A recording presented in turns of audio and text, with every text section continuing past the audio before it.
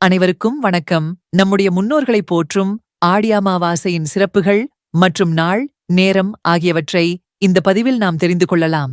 அமாவாசை மாதம் தோறும் வந்தாலும் தை அமாவாசை, புரட்டாசி அமாவாசை, ஆடி அமாவாசை சிறப்புக்குரியதாக போற்றப்படுகிறது. இந்த நாளில் நம்முடைய முன்னோர்களுக்கு தர்ப்பணம் மற்றும் சிரார்த்தம் செய்வது முக்கியமானது. இந்த வீடியோவுக்கு லைக் கொடுத்து நமது சேனலை சப்ஸ்கிரைப் செய்துவிட்டு இந்த வீடியோவை முழுமையாக பாருங்கள். ஆடி அமாவாசையில் நம்முடைய முன்னோர்களுக்கு தர்ப்பணம் கொடுத்தாலே ஆண்டு முழுவதும் தர்ப்பணம் கொடுத்த பலன் கிடைத்துவிடும். நம்முடைய வாழ்வில் ஏற்படும் கஷ்டங்கள், துன்பங்கள் நீங்கும். ஆடி அமாவாசை முக்கியமானது. இந்த நாளில் பித்ருலோகம் சென்ற நம் முன்னோர்களின் ஆன்மாக்கள் புண்ணியலோகத்தில் இருந்து வந்து நம்மை ஆசிர்வதிக்கும்.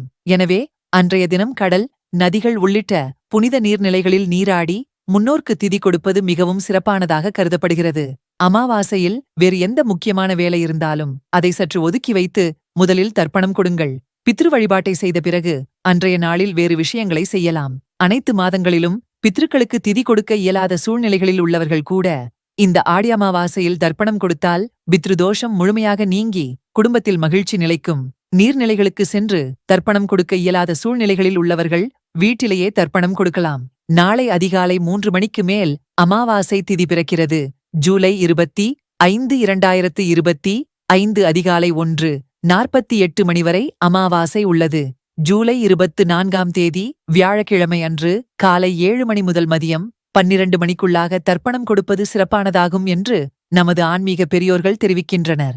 அமாவாசை நாள் அன்று காலை முதலே வீட்டை சுத்தம் செய்து அதிகாலையில் சூரிய பகவானை வணங்கி கிழக்கு பக்கம் நின்று சூரியனை பார்த்து முன்னோர்களை நினைத்து அவர்களின் பெயர்களை, கோத்திரங்களை கூறி எள்ளும் தண்ணீரும் இறைத்து தர்ப்பணம் கொடுக்கலாம். தர்ப்பணம் முடித்துவிட்டு பின்பு அந்த நீரை கடல், ஆறு, ஏரி, குளம் போன்ற பகுதிகளில் சேர்த்து விடலாம். மேலும் கடல், ஆறு, ஏரி, குளம் போன்ற பகுதிகளில் முன்னோர்களை நினைத்து ஹோமம் மற்றும் தர்ப்பணம் செய்து அதனை எடுத்தும் நீர்நிலைகளில் கரைக்கலாம். இந்த நாளில் நம் முன்னோர்களுக்கு தர்ப்பணம் கொடுப்பதோடு மதிய வேளையில் நம் முன்னோர்களுக்கு பிடித்தமான உணவுகளை சமைத்து படையலிடுங்கள். இந்த நாளில் அன்னதானம் செய்வதும் சிறப்பானதாகும். ஆடி அமாவாசை என்று இல்லாமல் ஒவ்வொரு அமாவாசை என்றும் தங்களால் இயன்ற அளவு அன்னதானம் செய்யலாம். பசு, காகம் போன்ற ஜீவராசிகளுக்கும் உணவு அளிக்க வேண்டும். பசு மாட்டிற்கு வாழைப்பழமும் அகத்திகீரையும் வழங்கலாம்.